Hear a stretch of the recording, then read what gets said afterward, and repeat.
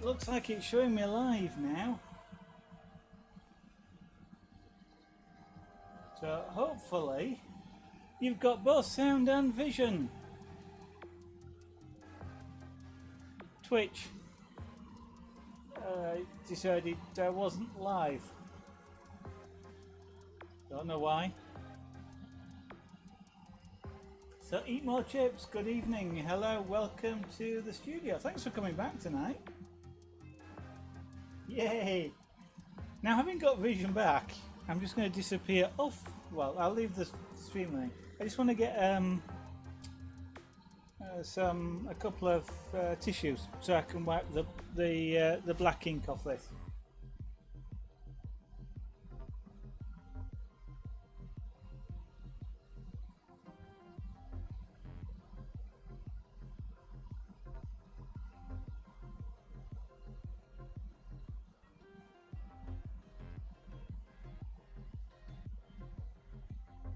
So, Emo Chips, how you doing? I think I've seen you for quite a while now. You've been waiting for this moment for ages. What's that, the glass engraving, or the fact that I'm streaming again, or that you're watching Twitch again? Because I have been streaming for a couple of months or so now, I think. So this is what I've just put on this bit of rag is isopropyl alcohol, which is really difficult to say, but it's a solvent, and it makes cleaning the black stuff off really easy. It's also a degreaser, as you might be able to hear. That means it's clean. I'm doing fine, thank you very much. I suspect it's been over a year since since you were on the stream that I last did, because I have did effectively take a year off, and then I've come back, and I've sort of been gradually building up a little. And started doing some streams. So what have I done since I came back? Pyrography. I can show you some of that.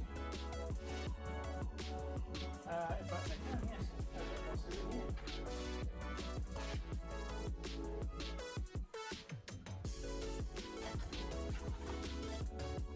So we did. This isn't finished, but this is a kitten.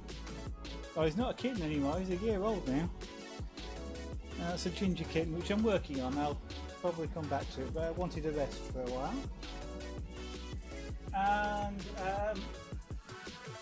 a year ago, when you were watching, I was carving this Amber the Owl. We finished it to the point where I decided it was finished, and did a little bit of pyrography on it to give the black, which kind of makes it nicely stand out.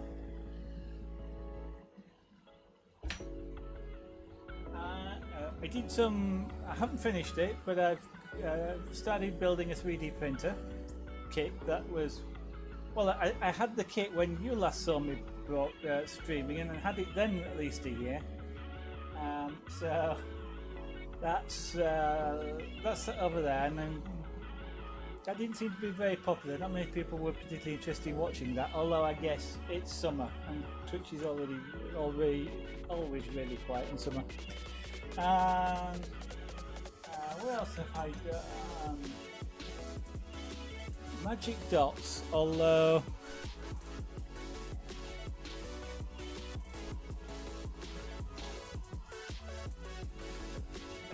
I tend not to describe this as art. It's more craft, because it's just painting by numbers, but type of thing.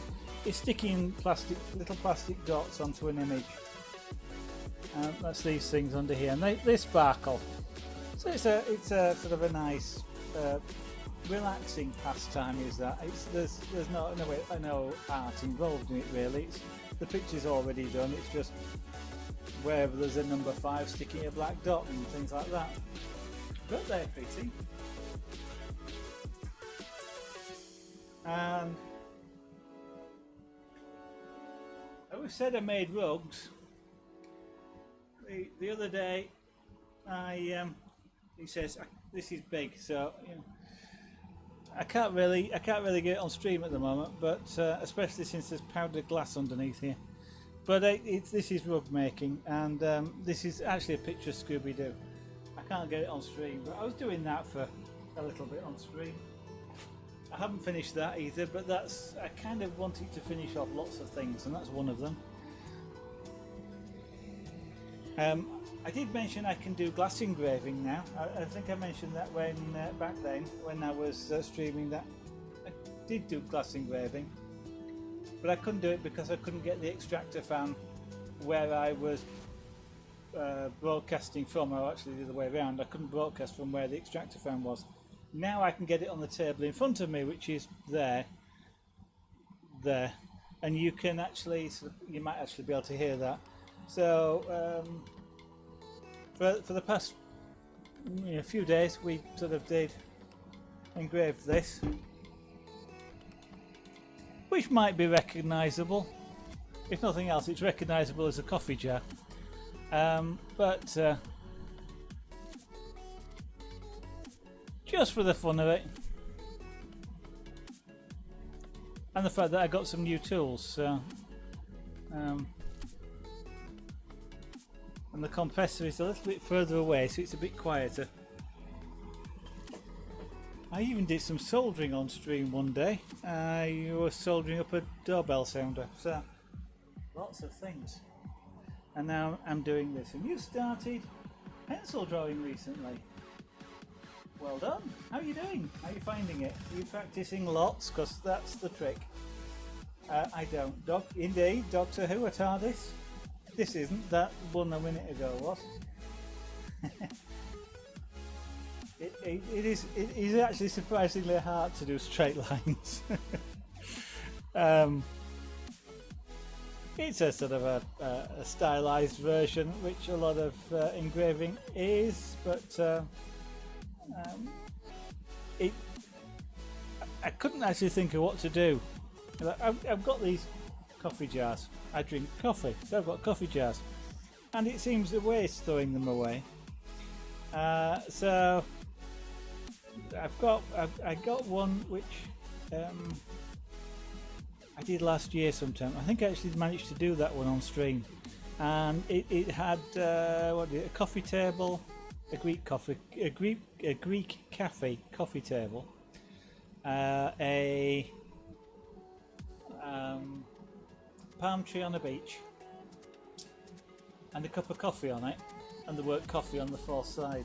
So I thought of, I might as well do something on these, and I was thinking of what do I do for the one that you just saw with the TARDIS on, and I thought, well, yeah, something iconic, I don't know, like the Elizabeth Tower in London. That's Big Ben, or where Big Ben lives. And I thought, well, we could do that. I could do a phone box. And I thought, well, let's do a police box. Then I thought TARDIS. Then I thought about doing it. Then I thought, actually, it's TARDIS shit. Let's just do the whole thing. So it sort of migrated. I'm glad you're finding it fun and you practice every day. What sort of things are you drawing then, Eat More Chips? Are you doing real life, still life, abstract, doodling cartoons?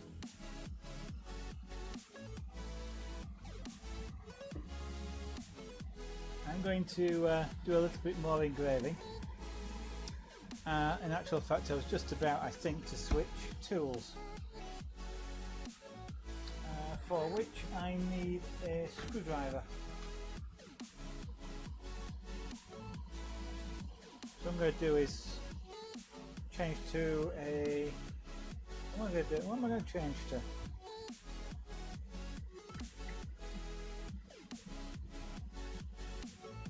I'm going to change to a wheel, I think. Animals. Okay. Animals are one of the hardest things to, well, apart from people. animals are people are animals, aren't they? They are one of the hardest things to draw. So if you're managing to do that, and having confidence in doing it, which is the trick, then you're doing really well.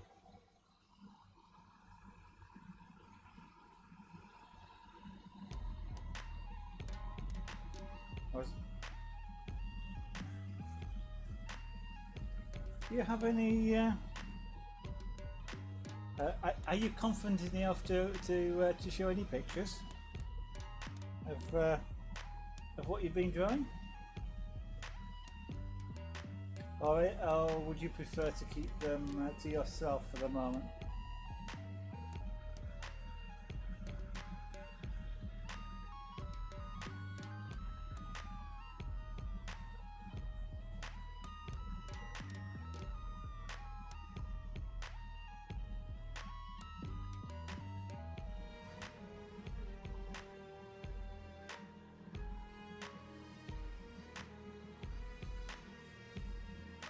Just in case you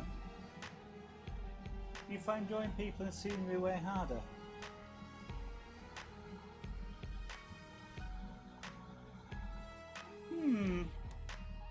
I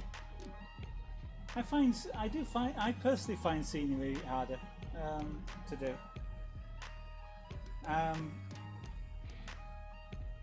Scenery and animals. People, I'm not. Faces. I'm not actually so bad at drawing faces.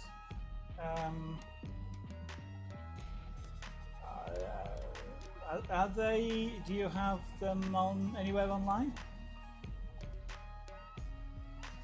that you could send me a link to? I don't actually. I was going to say I don't actually have any of mine online either. So. I don't use any of the image sites. I suppose I really should, but it's just so many websites to deal with at the moment. Well, with YouTube and Twitch and Etsy and my own website, and I think I've missed one out, but let me. Doesn't matter, if you haven't or we can't, that's not, don't worry about it. I'm going to apply a grinding wheel to this fish and I'm going to give him a band. Let me get the right foot control.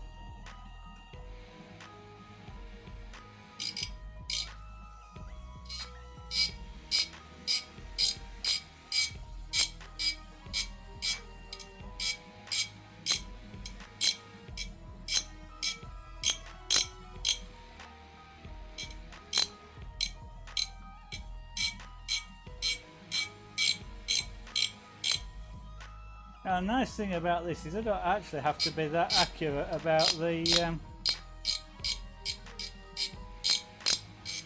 edges on this because it's a fish, it's organic.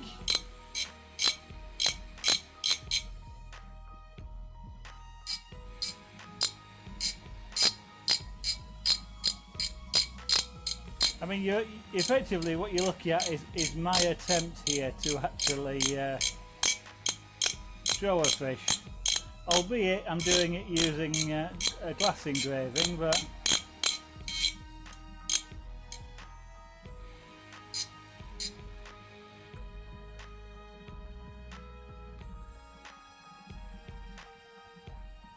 Instagram would be fine. I don't have a Discord server set up and I don't have Skype installed. So now then, what I'm going to do now is switch. Actually, do I want to use that one or yeah, let's go with this one for the minute. So I'm going to be a pretend dentist.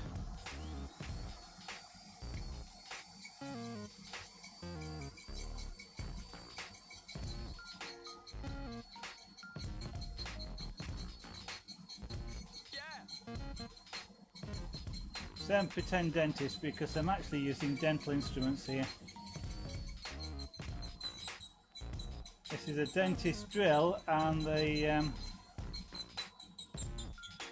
diamond bit that I'm using at the end of here is actually a dental bit.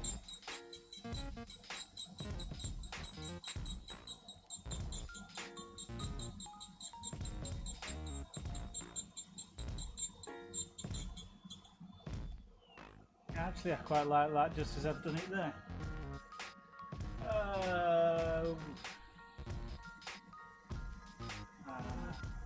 Now you're asking. I don't actually know. I think I did register on there. At a guess, and it would be a guess, it would either, if it was a name, it would either be Zaragan or Zaragan Art. Not actually sure now.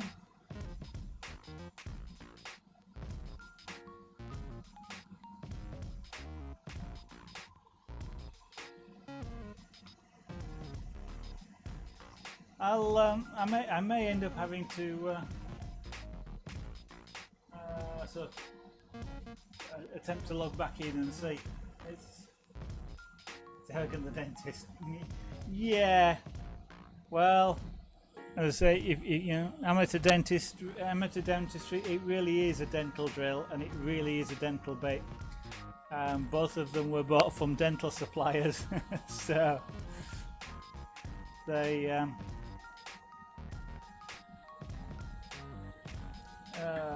You know,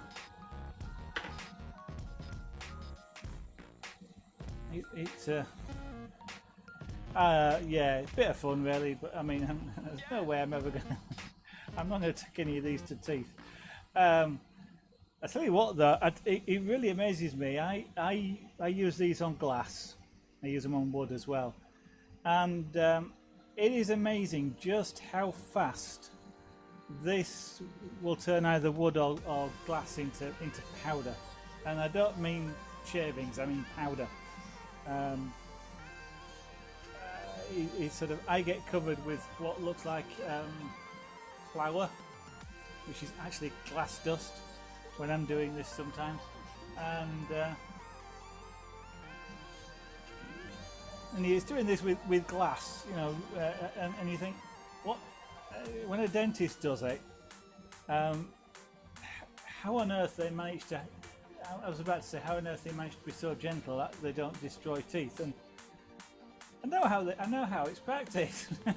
I mean, I do it on glass. I don't drill through the glass, and I just touch the glass, and same with the wood. But it still sort of amazes me the skill that they have.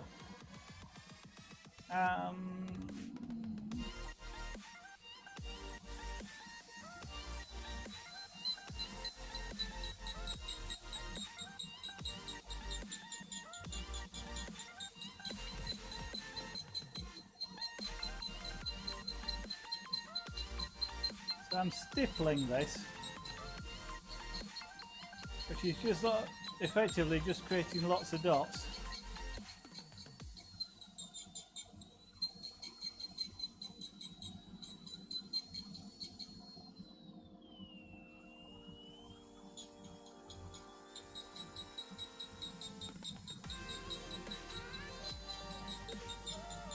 And it's really just to create some, you know, break up the surface a little bit and create some interest in the, you know, the body of the fish, because otherwise it's too transparent basically.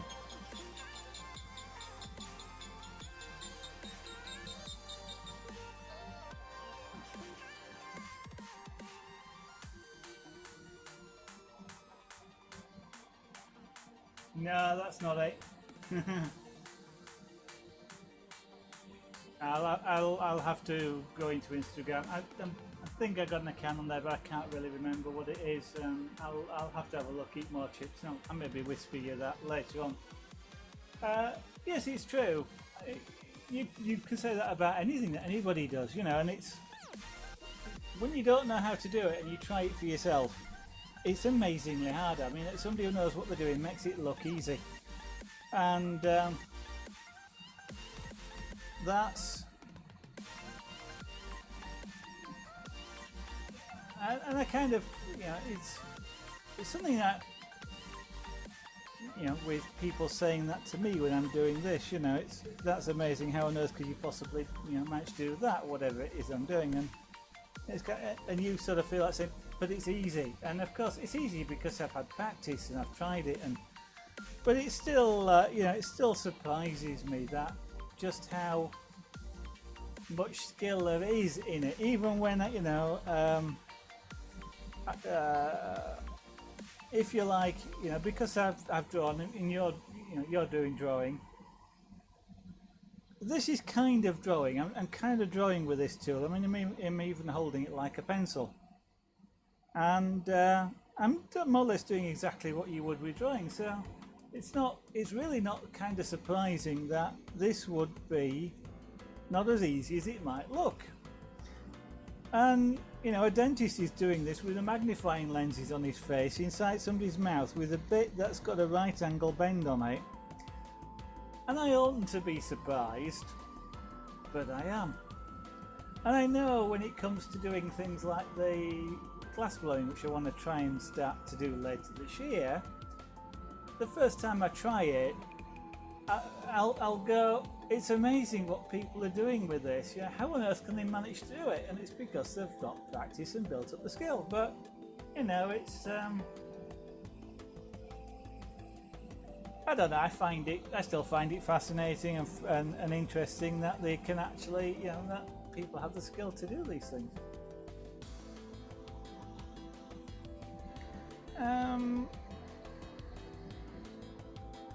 So I am just trying to think of things to do here with this that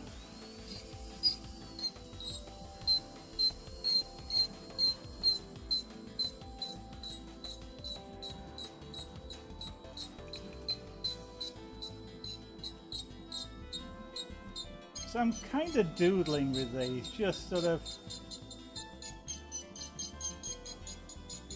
work out what might or might not look good with it. I mean, I'm going to come back to the seahorse.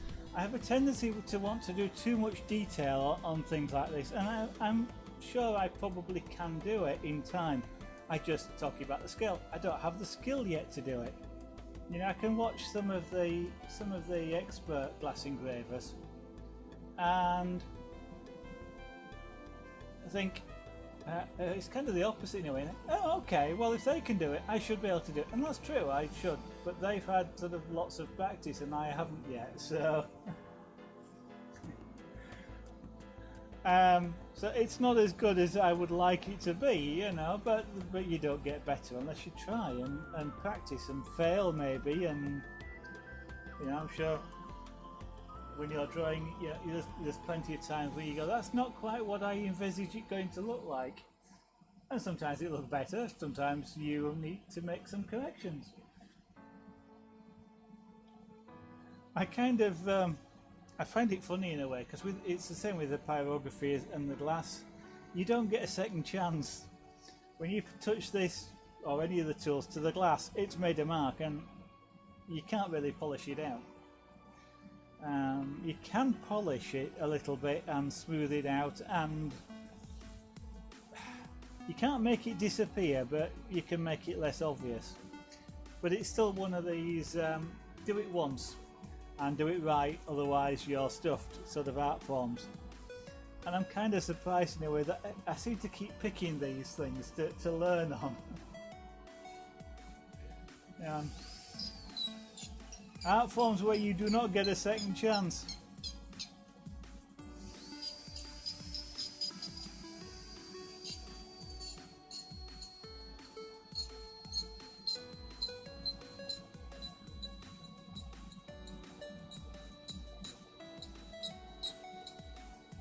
I shall get the polishing wheel out in a minute and we'll polish that a little bit.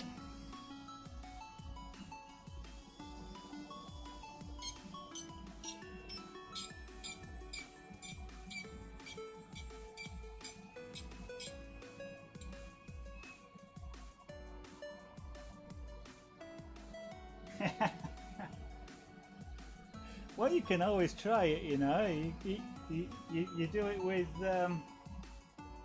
in drawing, it's no eraser, and you start with sort of a 6H pencil. But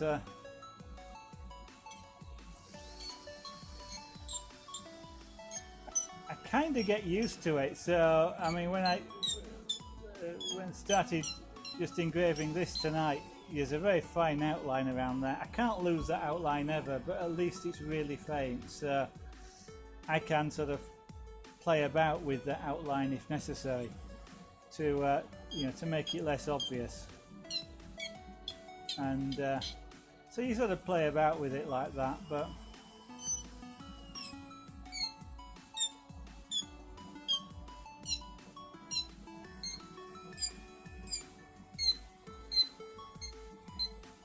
in fact, I've kind of got used to it now that the other day I was actually drawing on the computer and I did make a mistake, and I forgot that I could just press, in that case, not only did I sort of not use the eraser, I forgot there was a that you could actually go undo, you know, Control Z, undo.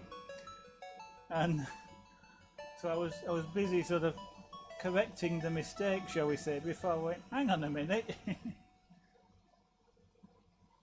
Yeah, tattoos as well, yeah. Yeah, that one's a little bit even more scary, isn't it? I mean, that's not just, yeah, it's a piece of glass. You can throw a piece of glass away and get you know, get another one, or a canvas or whatever. Those you do really have to have confidence.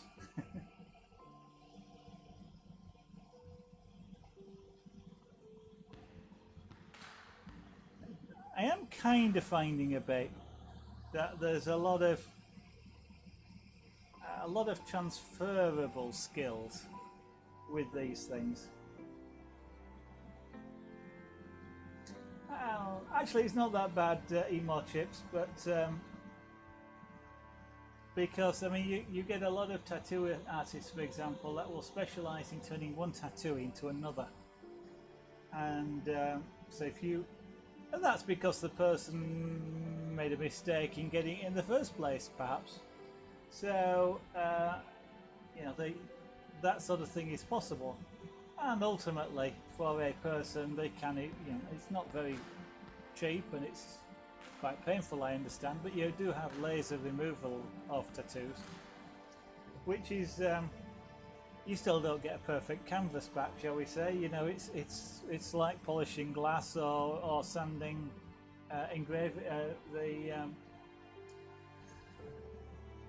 sanding the pyrography. You know, the surface, you don't ever get the pristine surface back, but yeah. But I think, you know, you get some of the transferable skills. I mean, you're learning a pencil. I'm sure you could use this like a pencil.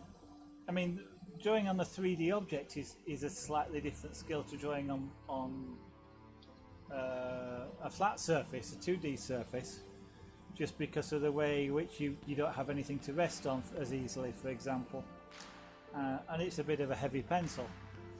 But it's, you know, you're used to knowing what to do with, you know, with the tip of the pen. When you lay it down, it gets a slightly different profile, and you're used to sort of making curves and things like that. And with a pyrography, similar sort of thing. You're getting used to, you know, where the tip is, and airbrushing and pyrography have similarities in the way in which you create the shapes and blobbing and things like that. So indeed, it is still hard to fix a tattoo. Yeah.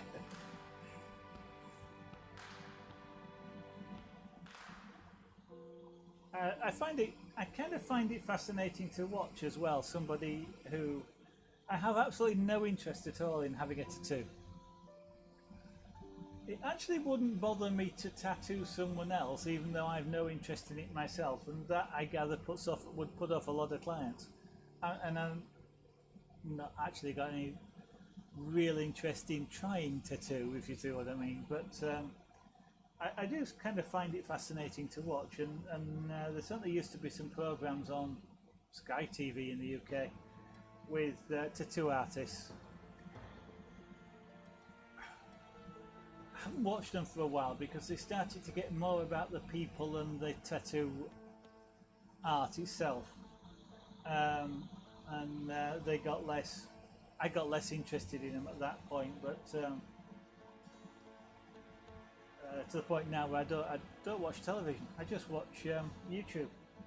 Sorry, I'm looking when you'll see me looking various places. I tend to forget to look at this camera. When I'm looking this way, I've got a computer screen there, which is it's my drawing computer actually, which I'm using as to look at chat on. So I'm reading chat. When I look that way, that's where the broadcast computer is, and I'm looking at what I look like on narcissistic. You see, looking at what I look like on the broadcast, or whether I'm actually broadcasting at all.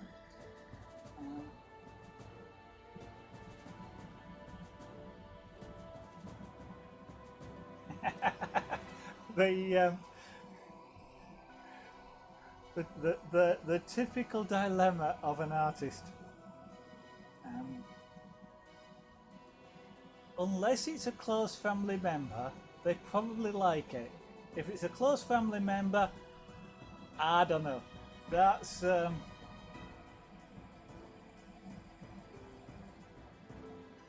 a lot of them though will just be, a lot of the game streamers, for example, will have the camera which is behind the game monitor. I can't do that very easily. I suppose I probably could put the computer on top of this thing here, the extractor fan, but then the camera would be. Actually, I might do that. It might just go on top, and it would actually give me a better perspective, because that kind of looks like I'm ignoring you and I look off to one side, and I'm not really doing that. It's having the camera in where I'm looking does give a better presentation.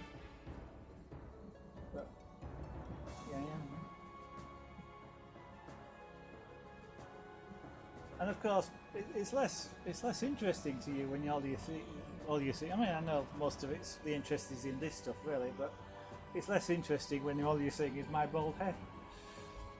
And the fact that I'm not actually doing this when I should be doing it. And what I was about to do is switch tools. So I'm going to switch from the dental drill to the high-speed drill. And I need to switch out this wheel for a diamond bit. Now this isn't a dental drill. It's not a dental drill, but dentists do use it. Dental labs use these sorts of things, but lots of other people do as well. This is something called a micromotor, for anybody that's watching. I would say it's a bit like a Dremel, but it's more expensive, it's better balanced, it's quieter, it's faster. It's sort of like a Dremel.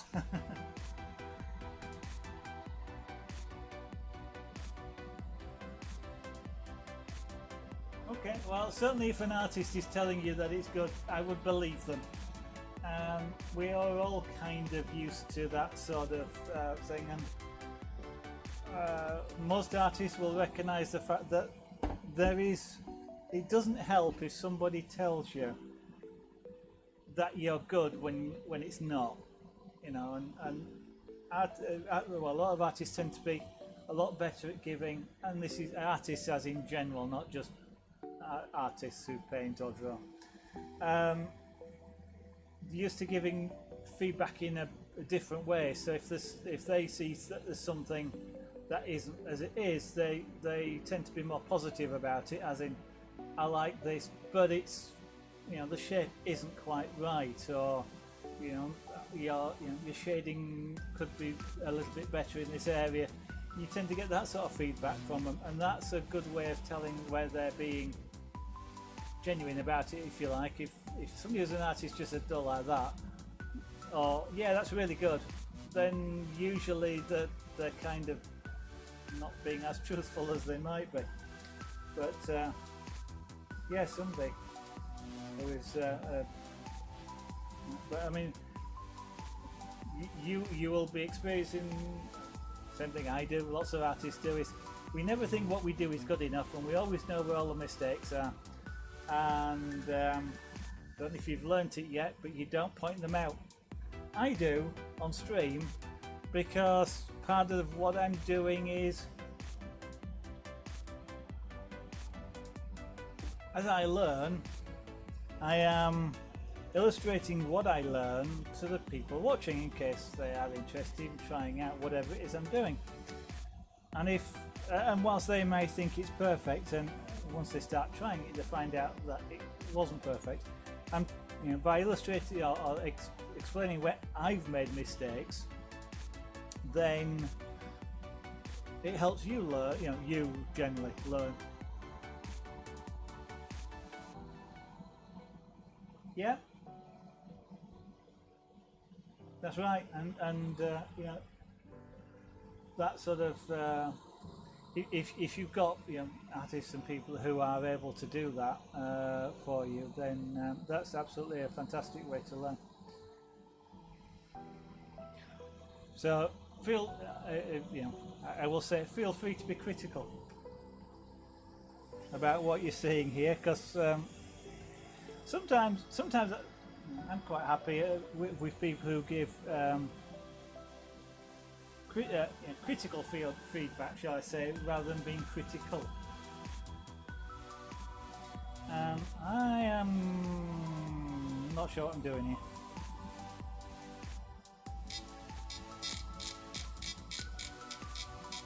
So effectively what I've done here is just change to a larger diamond bait. It gives a wider line. Actually, I could do with turning this up a bit, it's running a bit slow.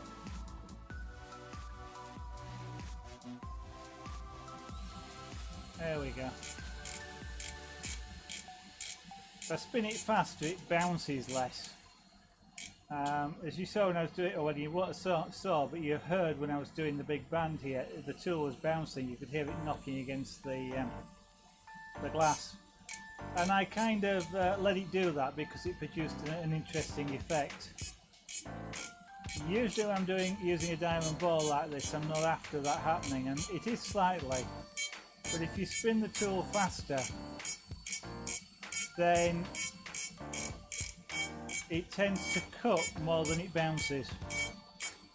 And that's where a tool like this, where ultimately I'm probably only spinning this at about 150,000 RPM because I have it turned down.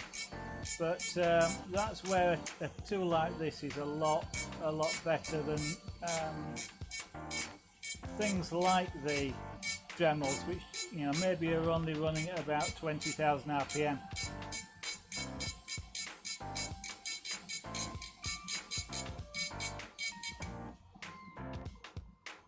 You like the bouncing sound?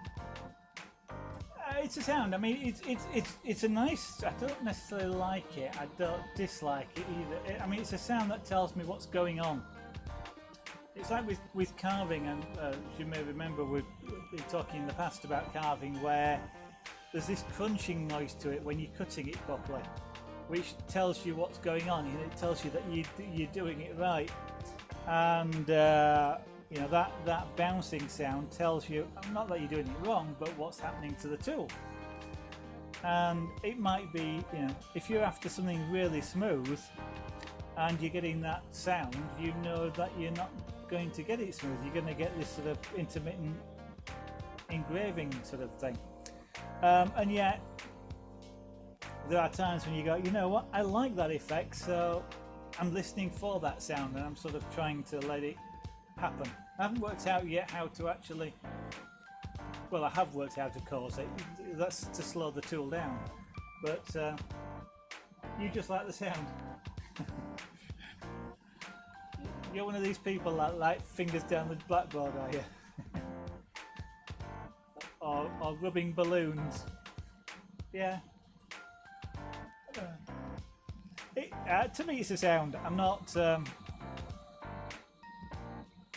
yet sort of looking at it. It's not I would say it's a favourite sound or anything like that.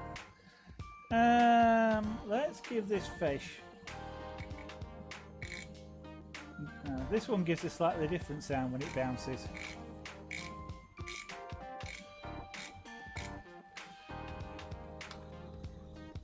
Let's give him a mouth. So from about there.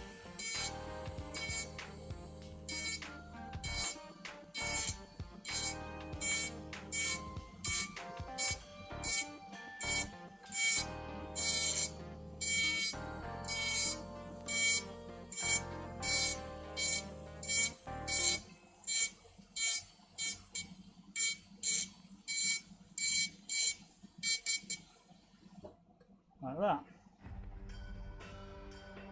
No, you don't like those.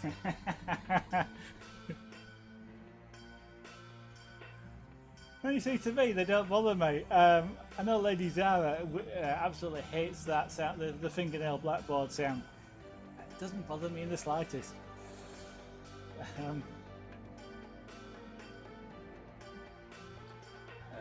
What should we do for... Yeah, that might be not bad. Let's give him a more whiter edge across here.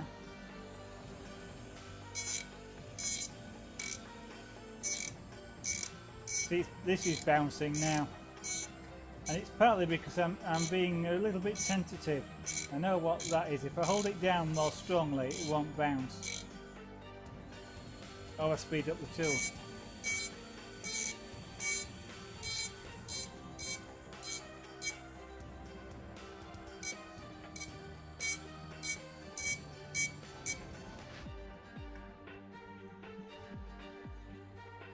I'm going to give him a little bit of a highlight across his forehead here.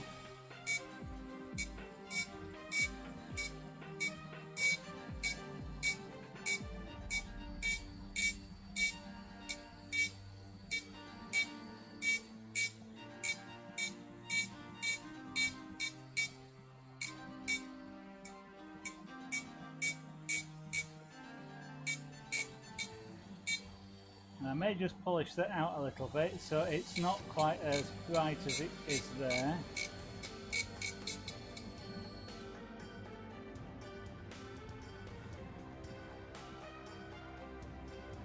What?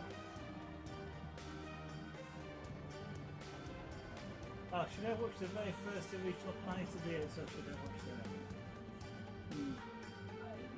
I was going to say maybe you should watch the Planet of the Apes.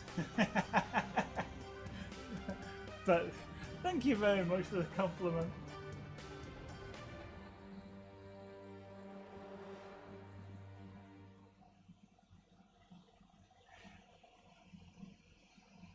Hey, I don't know if you've noticed, since it sort of is one thing that's changed with the channel since I started streaming again. And if I can I do this? I can go about as far as just up there above the stream window. That was something new.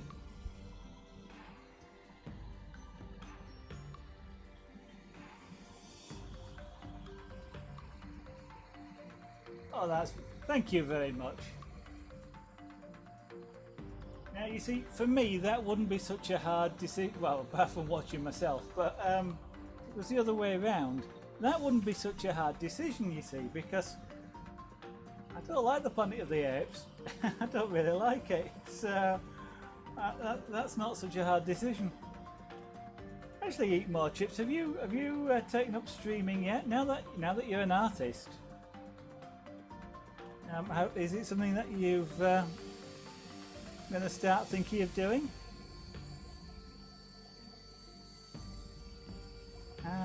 What should I do? Yeah, I want these more.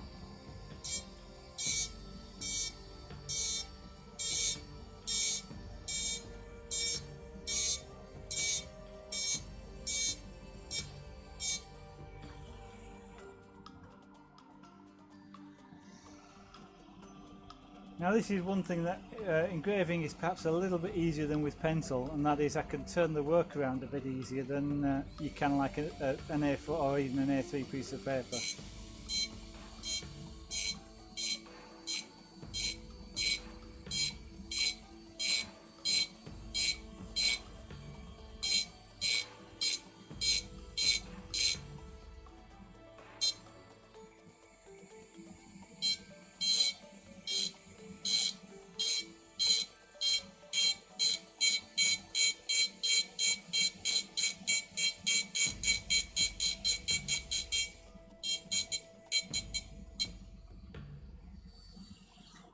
I'm going to do stuff you see me. Well, you can see this white stuff on my thumb. That's powdered glass. And it's extremely fine, which is why you might understand I've got the extractor fan going in front of me. Because if that gets up into the air, it's being sucked towards the fan, rather than me breathing it in.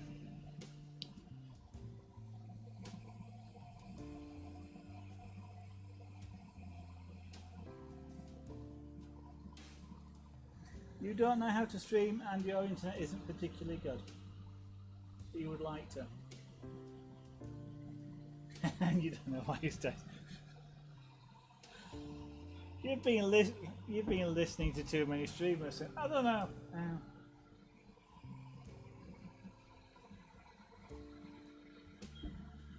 Well, one way to start with not a particularly good internet would be to start recording YouTube videos, and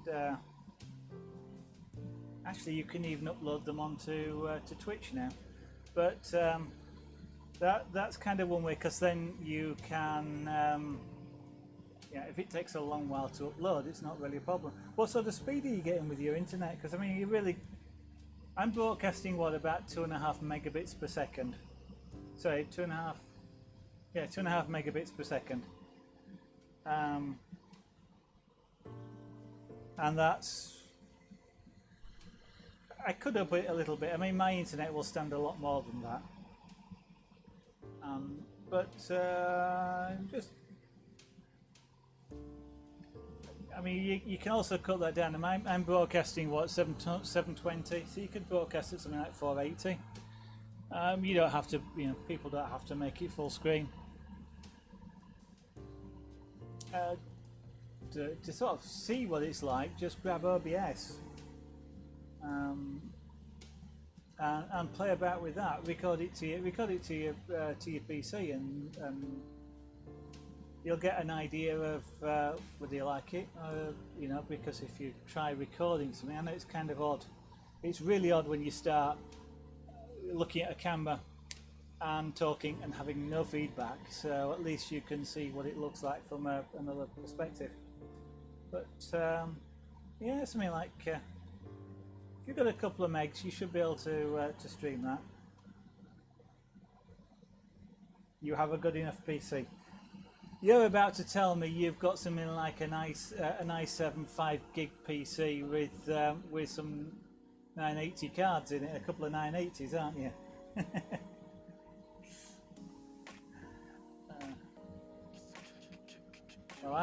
What's mine? Mine's an i7, but it's the first, I think is it first or second?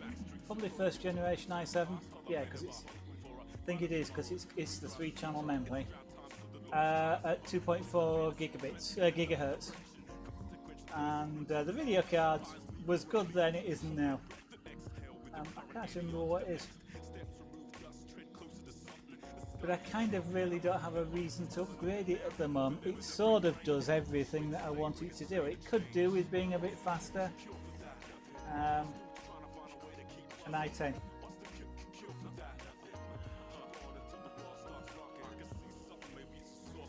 Oh, I wasn't thinking you were joking, but mainly because I don't know what's an i10. I'm not up on machines these days. I kind of have no real reason to look at an upgrade. I probably, well, I may well do sometime next year, just from the point of view that I would like to get an Oculus Rift, and to do that I need, I need one of the modern video cards. And then I kind of could do with a processor to push it a bit. Although having said which, I have had this i7 overclocked to 4 gigs. It's a 2.4 gig chip overclocked to 4 gigs. And I've run it like that, stable and cool. It's water cooled, so for long enough. But it was kind of like, what's the point? I wasn't really pushing it. in its native state, I can render video in real time for YouTube, and I could, if I pushed it to 3 gigs, I could render DVDs in real time. It'd be nice maybe to sort of render in faster than real time, but you know, I don't really need it. Oh, well, I did gather it's top of the range, but just the way you said it told me it was top of the range. Yeah. Yeah, I remember that when I got mine, because when I first built mine, Steam was around, but it was still not necessarily the way of getting games.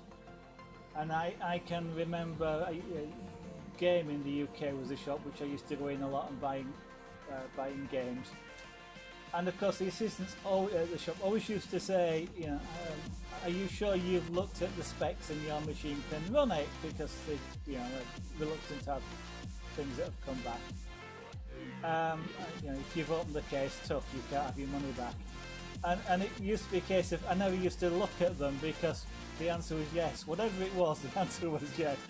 These days, not so much. But yeah. So you're busy. I was about to say you're busy playing on 3 4K monitors, are you?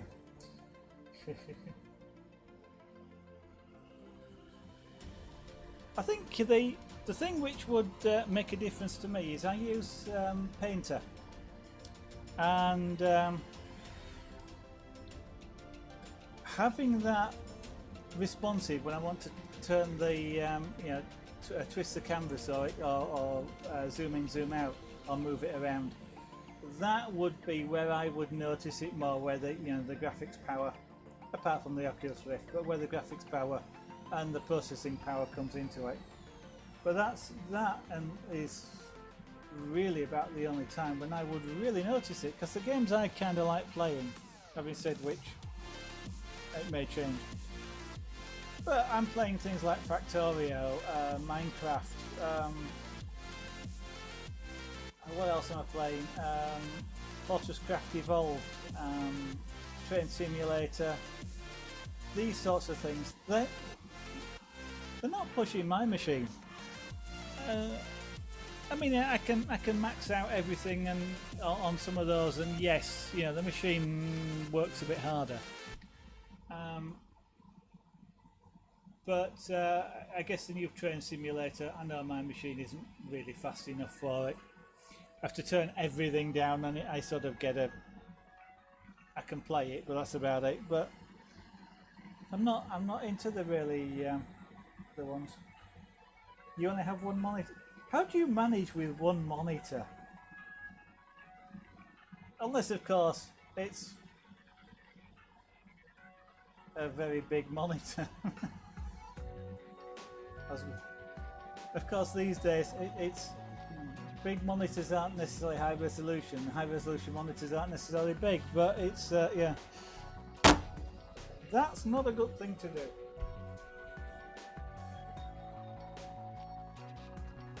That's how you bend tools, dropping them like that, and that's not a good thing.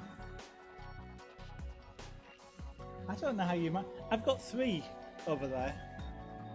There are times when I could actually do with a 4th, because I could do with one here, so I can see what's going on over there. I mean, even at work, I use 3 monitors. Well, 2 monitors and a laptop. Train Simulator, Roblox, Minecraft, Farming. Yeah, Farming Sim. That's the other one. It was. I know when I got my. I can't remember what the graphics card is, but at the time it was the top of the range stuff, like, you know, the whatever they are these days, and it, you know, and I was still even then playing things like Farming Simulator, which wasn't pushing it, and even at highest resolution. You've only ever used one monitor and managed, yeah. Yeah, you can manage. It's surprising though when you start doing things. I mean, I use, and I'm not doing it. I use things like Painter, as I mentioned, and being able to push your palette off the main screen onto the other screen so that you've got the full screen to draw on. Just sort of makes a difference. And I mean, I use it a lot. For example, well, when I was coding, for example, I'd have two monitors.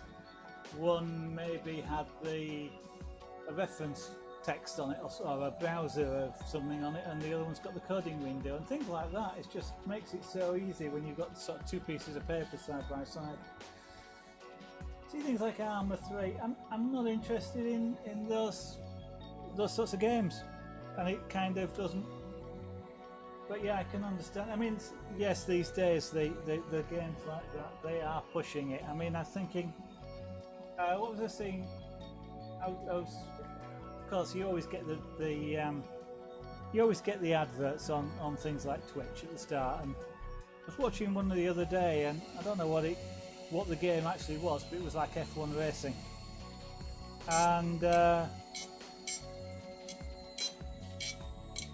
mean, they are getting to the point these days where they are photorealistic. You have to look twice to see whether it's a game or whether it's a video.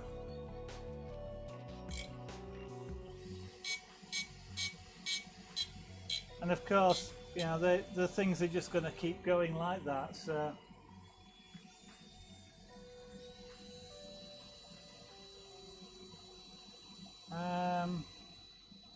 I know what I want to do under there, and that means changing this tool out for that one, which I don't think needs a collet. That's right.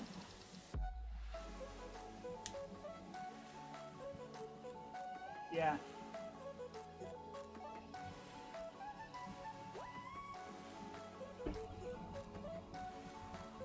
I think, yeah. I mean, that's happening a lot in games now, isn't it? You're getting to the point where something like that. I mean, it's what is it? I'm trying to think of games like some of the older games. Who is it now? Cyan Games. Cyan, who did things like the oh, my brain has gone. They were point-and-click type adventures, but they did such amazing backgrounds, if you like, to the point-and-click that you a lot of the time in playing the games, you spent a lot of the game just looking at the scene. You weren't really playing it; you were just admiring and sort of studying the background. And so I've sort of watched. Was somebody playing? What was it now? A recent release. I keep thinking of Tomb Raider, and it's not. But they were in jungles and things like that, and some of the scenes were so absolutely amazing that you just wanted to stop and look. I mean, I was watching him, and it's kind of, stop moving, I want to see that background. I don't care what your character's doing, let them get killed. I want to see what that background looks like.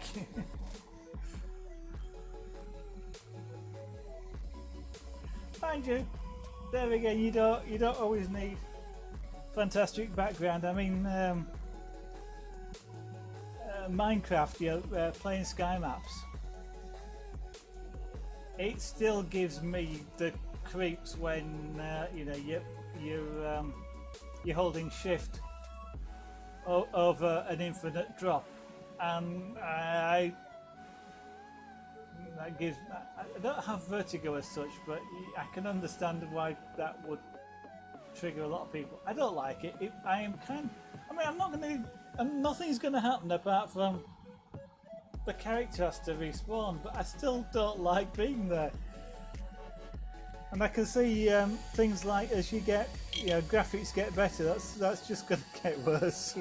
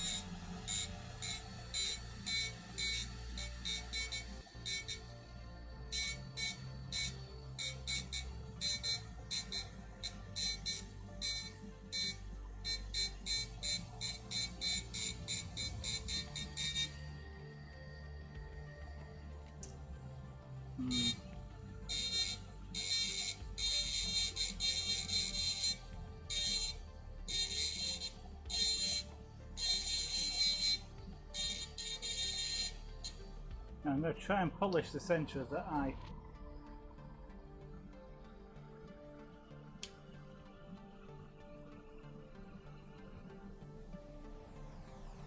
Yeah, I mean it's the bit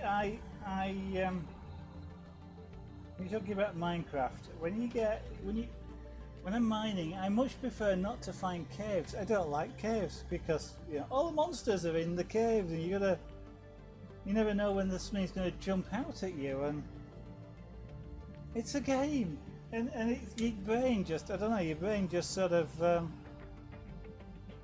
loses that. You get sort of lost in the game, and yeah, Star Wars Battlefront is amazing. Okay. I mean, so down and down like that.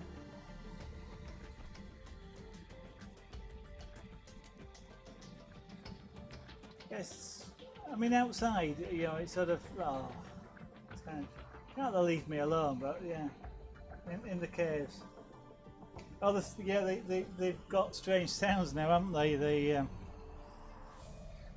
Actually, I haven't played Minecraft for quite some time. In fact, I haven't played games for quite some time. I think I did some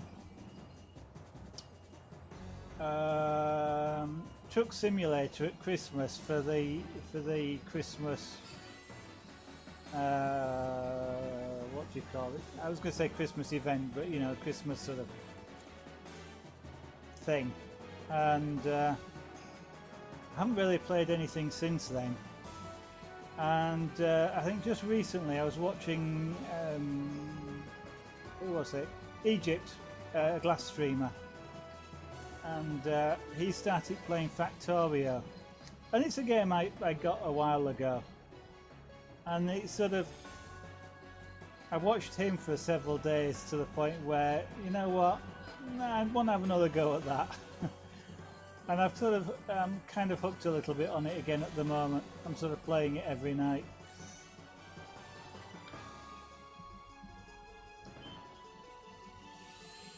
I like playing Minecraft as well. I mean, it's not that it's a bad game or anything. I mean, I used to play a lot of Minecraft.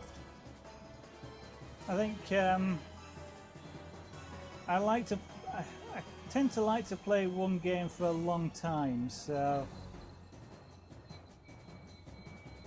I'm probably just more sort of playing them in turn, and I'll probably go back to, well, I will go back to it at some point, but just not yet. So what I'm doing here, for anybody that's watching, is having scratched that glass. I'm now polishing it, which is knocking back those scratches. They're still there, but they are less prominent, and so what I get is a dimmed or a less white sort of colouring there. And it just gives a different shape to work with. So I'm starting to have multiple shades, and having engraved over the top of this stippling just around here, what I can then do is I can always go back over areas, having polished it like this. I can go back over and engrave on top of it. Now the stippling isn't showing up fantastically well,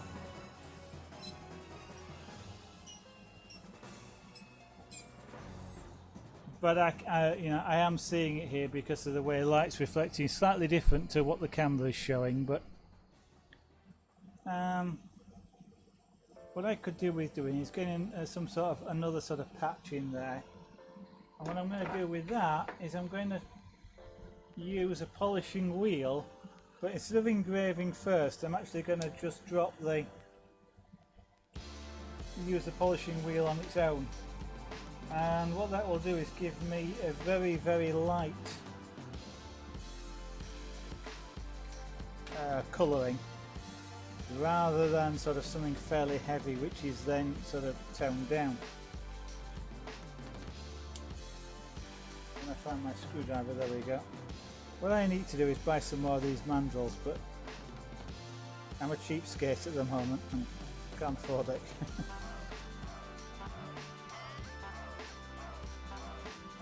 Parrots in Minecraft? Nah. Why parrots? What are parrots giving you?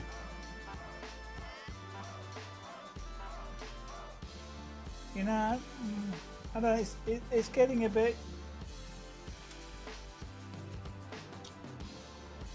Yeah. I think it's getting a little bit sort of gimmicky, is that.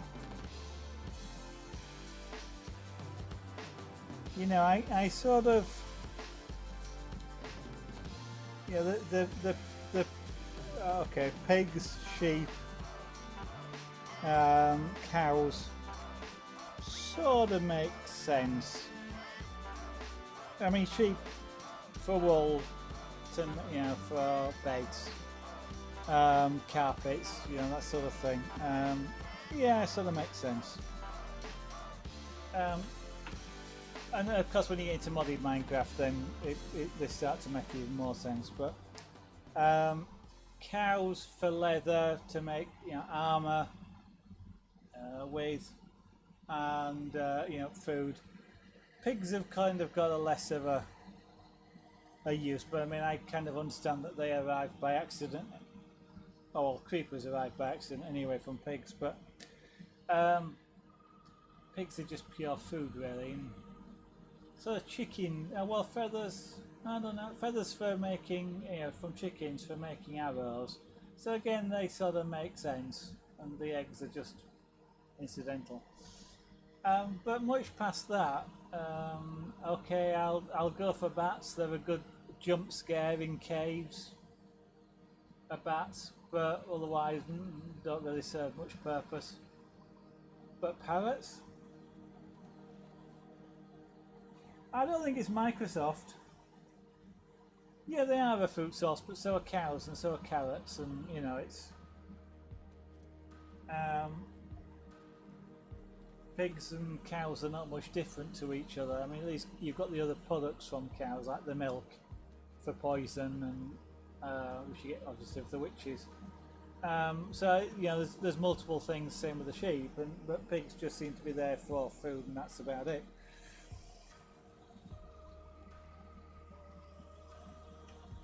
So, but I'm not sure it's Microsoft. I mean, that's a sort of something that started before Minecraft, before Microsoft took over, and I suspect at this stage that they're not quite got that much control over it.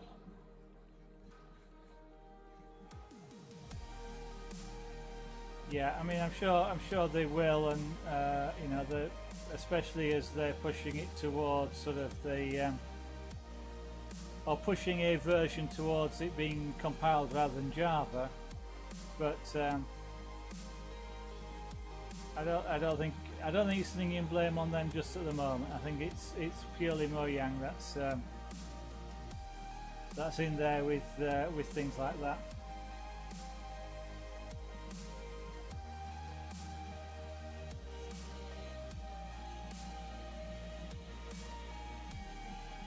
But of course, that's a sort of personal opinion. I think you know, I don't think it's. I think where Microsoft have influenced it is saying things like, you know, we want this to run on an Xbox, or we want it to run on desktop PC rather than Java.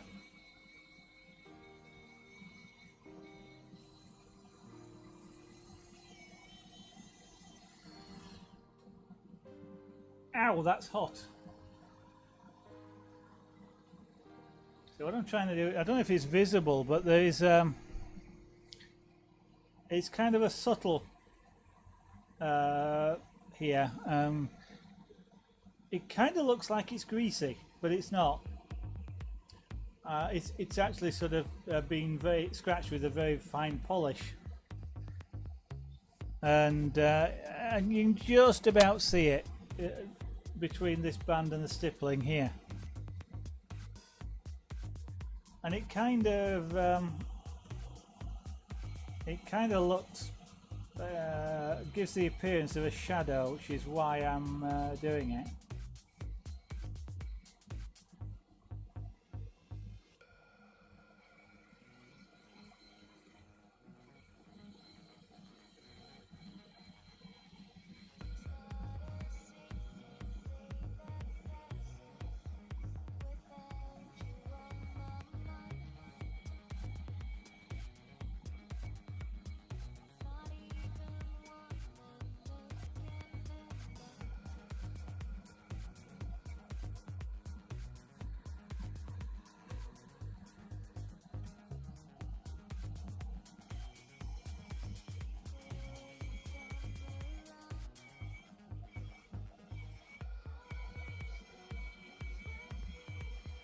I mean, I don't think more chips. I don't think Microsoft are daft enough at this moment in time, really, to, if you like, destroy a multi-billion-pound sale.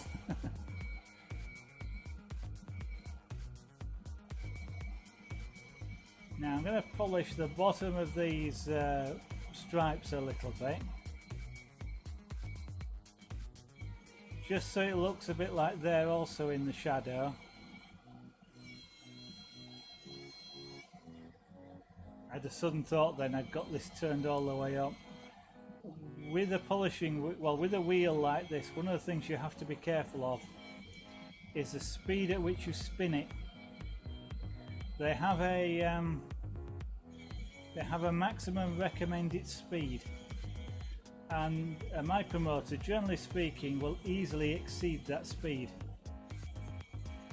And what happens is, essentially this wobbles and bends, and it does that in a sort of a micro bit of a second, so too fast to do anything. It bends over and then it really jumps out of your hand, and it has the potential to destroy the tool. So it's something you want to be really careful of, is that you don't spin these things too fast. So I'm kind of doing a little bit of polishing, which takes away the whiteness, I say, which makes it kind of look more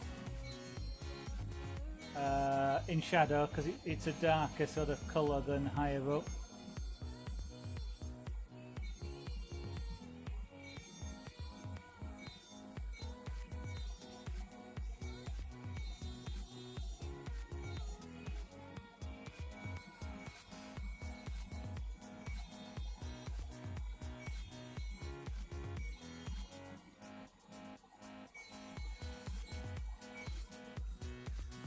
What you can almost do with this is kind of make it look really translucent. So I'm just being careful in the placing of this. So I just go down this fin marking I've got here on the back without going close to the stripe, too close to the stripe. And I'm just picking up the right hand side of it, and I'm trying to almost fade it out, but it just gives it a slight translucent look.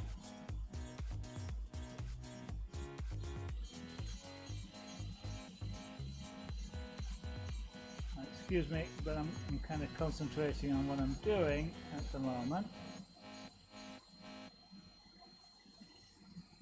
Okay, if it doesn't work that way, do it that way.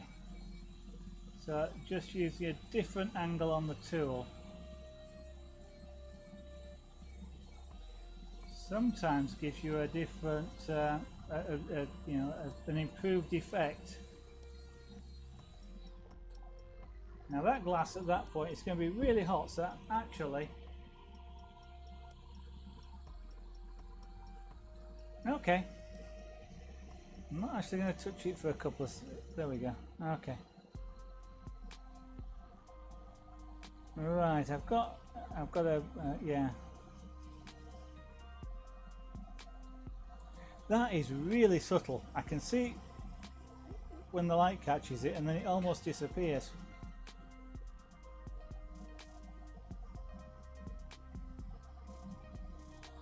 I don't know. Does it look like an angelfish? I don't know whether it looks like an angelfish, but I'm calling it an angelfish. So you're now going to practice some scenery. Well, that's good. Well, I hope the practice goes well.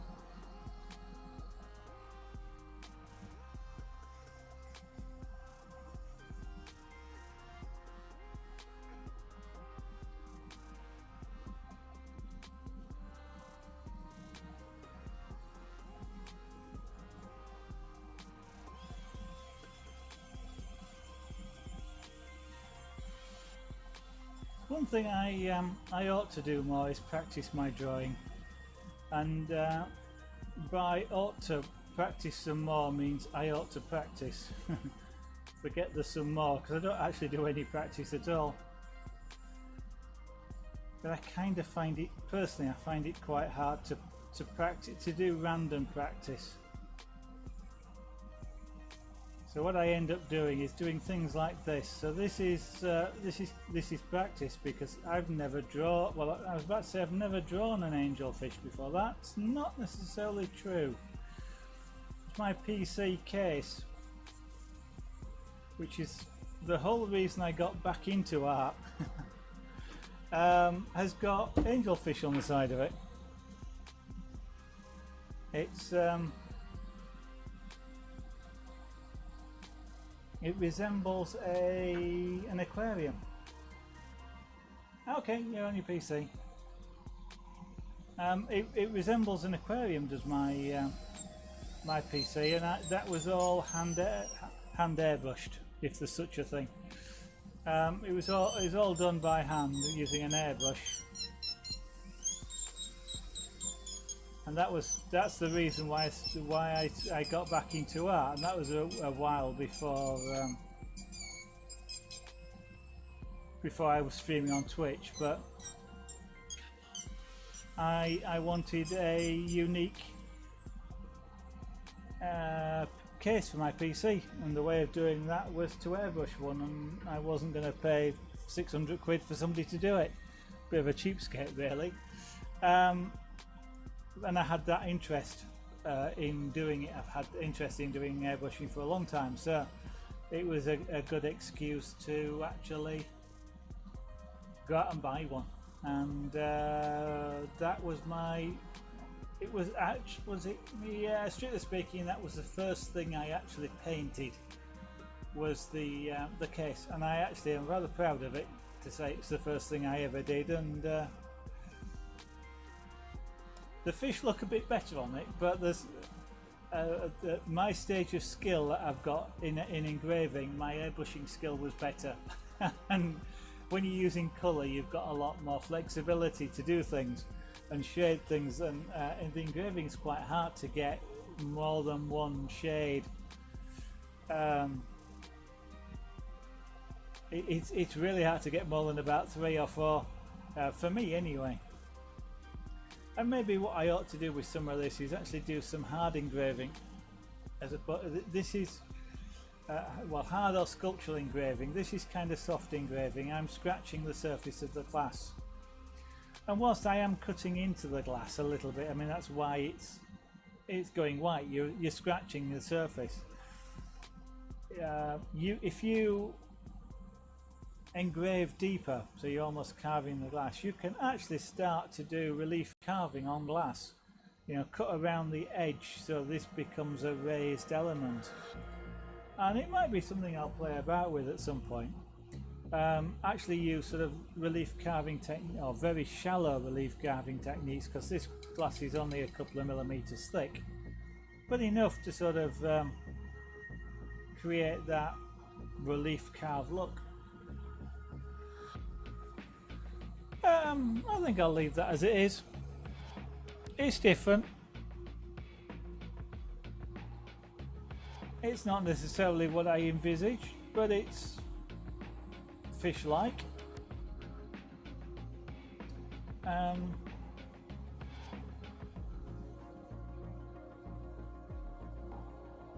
Just wondering whether to do a seaweed frond. Maybe I'll do that on one of the other sides. You're buffering a lot. One of the tricks might, well, actually you've just switched to your PC, haven't you? I was going to say one of the tricks might be to refresh the browser, because sometimes they just get so far behind that they just can't easily catch up. But if you're doing it on both, I mean, Twitch may also be a bit funny tonight because, as you know, when the stream started, it didn't recognise that I'd gone live, and I was busy talking for the first 15 minutes with a black screen and no audio.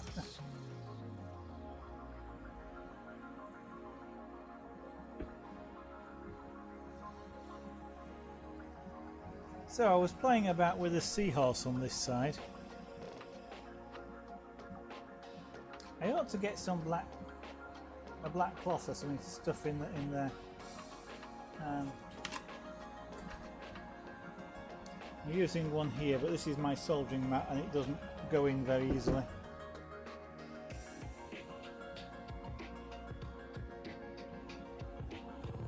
Plus I don't want to get covered in glass.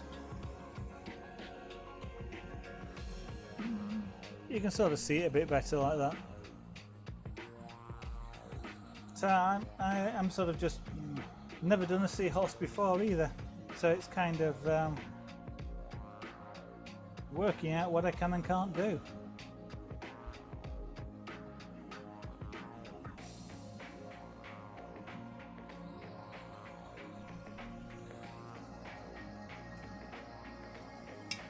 Oopsies, that's me just catching the glass with the nut that's on the top of this wheel.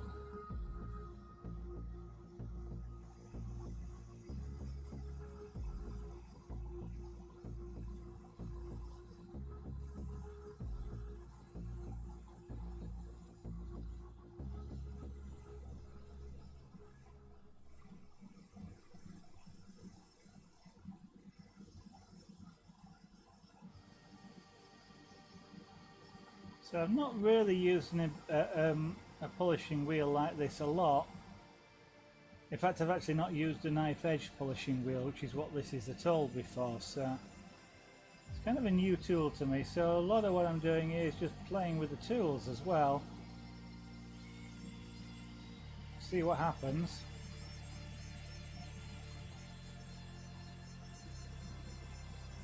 I create a lot of dust, if nothing else.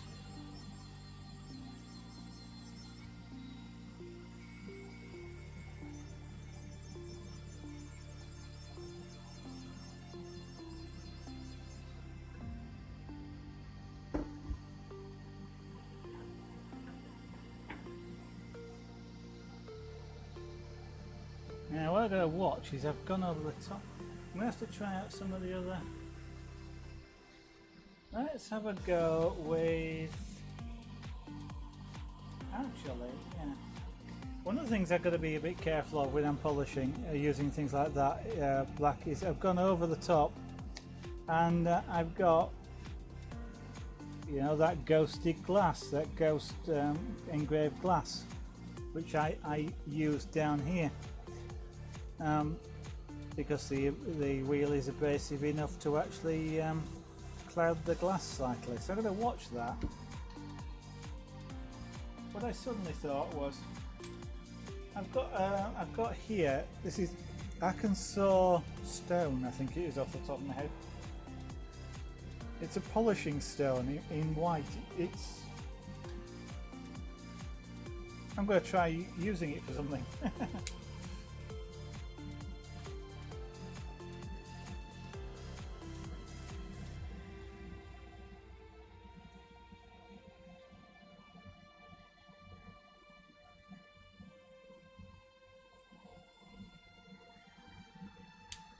Okay, more chips. So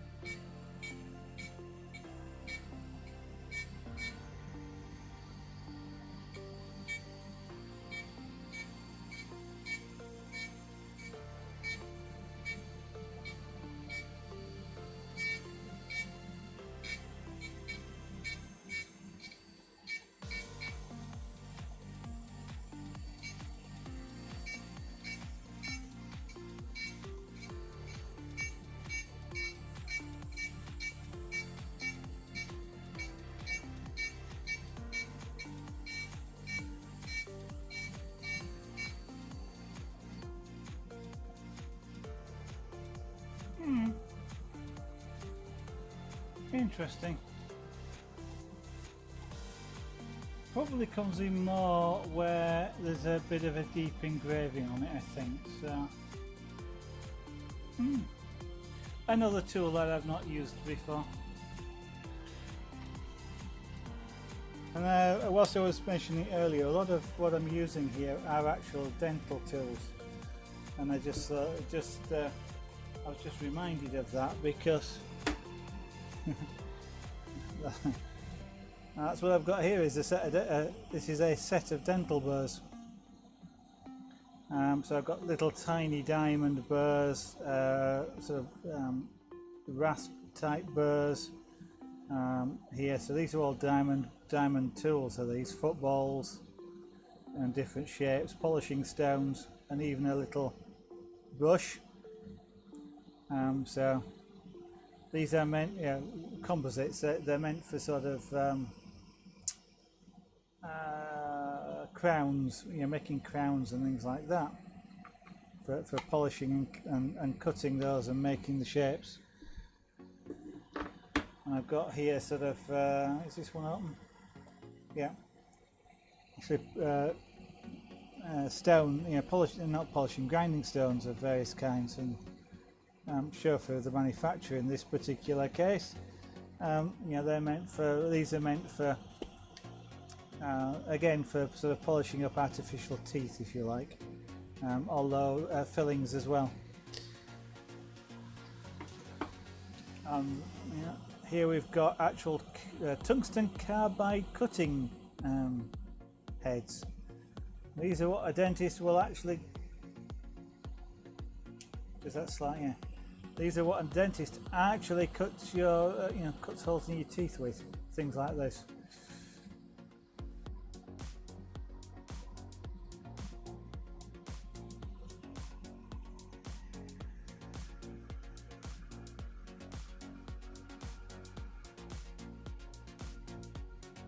Yeah, I will do. I'll have a look. In fact, I've just seen what the time is. I was about to change it to another tool and just have a play with something, but actually I'm not going to. It's 9:20 and I've been streaming now.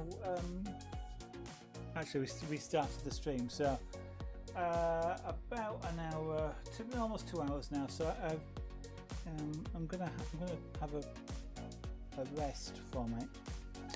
So just to first of all show, just switch to that for the moment. So tonight we kind of did this angel looking fish there, which is you can see all the tools around me now, by the way. So there's a bowl of water here. This I from time to time I will dip the diamond tools in there to cool them off, because that means that they last longer. And for certain things I will actually put water on top of the thing here as well, which helps keep it cool. I should really use a drip to continuously put water on, and that's partly why this is a plastic tray here. This does two things. It catches some of the some of the glass dust that sort of does come off the side, especially if I brush it off. And when I'm using water, it catches the water, so I end up with a glass slurry. A whole range of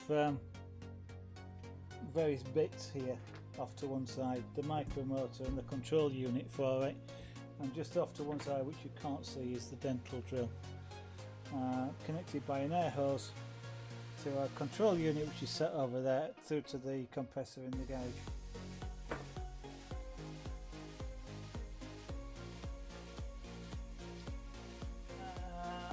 12 megabits download, 0.7 megabits upload. That's a bit slow. You won't, if that's your normal speed, 0.7 up, you won't get a decent broadcast.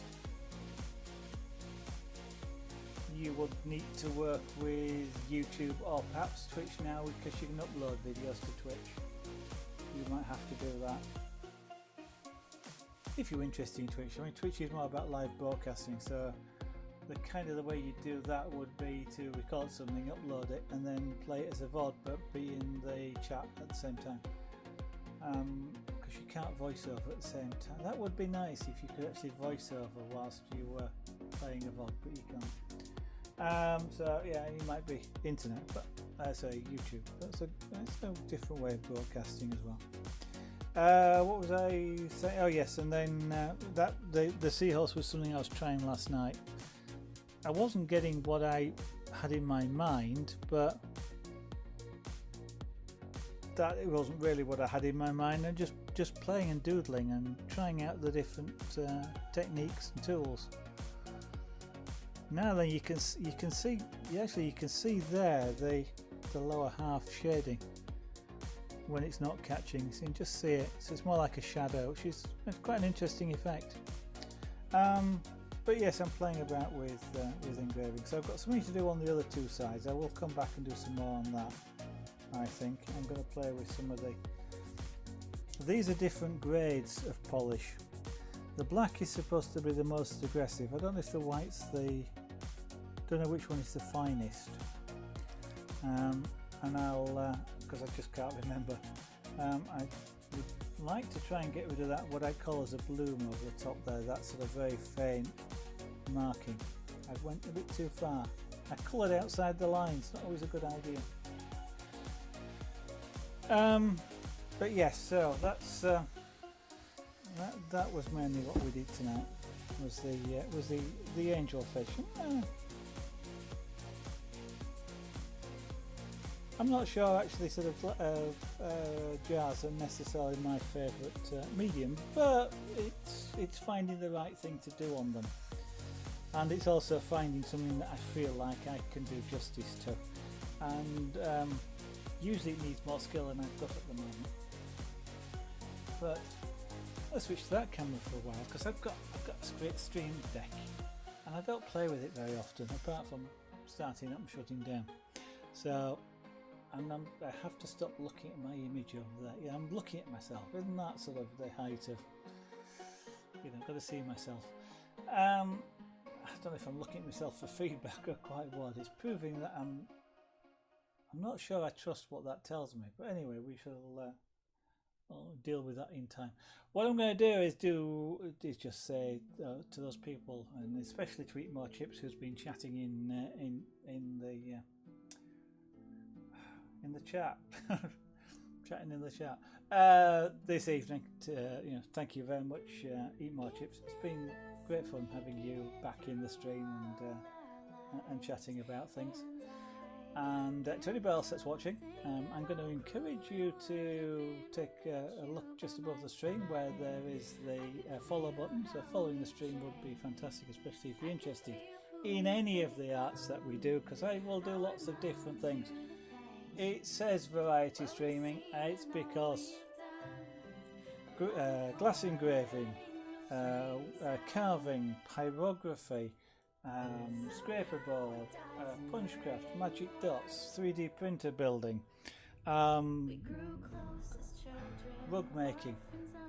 They're just some of the things, apart from building a quadcopter, helicopter, and maybe a bit of soldering from time to time. They're just some of the things that happen on the streams. So it is a variety. Different images as well. I don't think I've ever done two images the same. Two cats, or three cats, but they're different images. So, get the notifications, come back, see what's happening next, and of course, if you follow me on Twitter, you'll get the tweets as well when I go live, and occasionally other things. If you're feeling really flush and would love to do, I'd love if you wanted to do it. You don't have to, of course.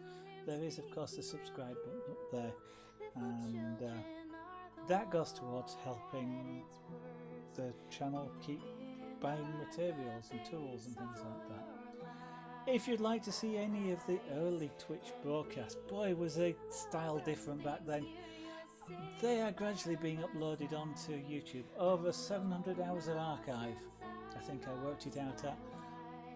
They'll take a time to get up there, but if you'd like to see some of the old things, like some of the early pyrography with Felix and Junior, and some of the punchcraft and the quadcopter, I think it's just gone up there, and Earthrise is which is a beautiful. It's an iconic image anyway. I think it's beautiful, but an iconic image from space done on scraper board. that's just going up there now as well. Take a look at YouTube, youtube.com/ZarraganArt, and of course I can't leave it without an advert for the jewellery, can I? Things like that chain, which you've seen me wearing all evening, and you've seen the pictures which are not now appearing on the right hand side of the screen but were earlier. They're all things that have been done on stream, and all the jewellery is available if you would like to buy something like that from Etsy.com, ZarraganArt.etsy.com. So what I'm going to do now is say thank you very much for watching, and eat more chips. Thank you very much. Hope should be broadcasting again tomorrow night somewhere between 7 PM 8 PM UK time. That's 1800 1900 hours GMT UTC. So if you're in a different time zone, a little bit of calculation will tell you the time. Or keep an eye out on Twitter, on Twitch if you've got the client loaded. Hope I'll see you then. Bye for now.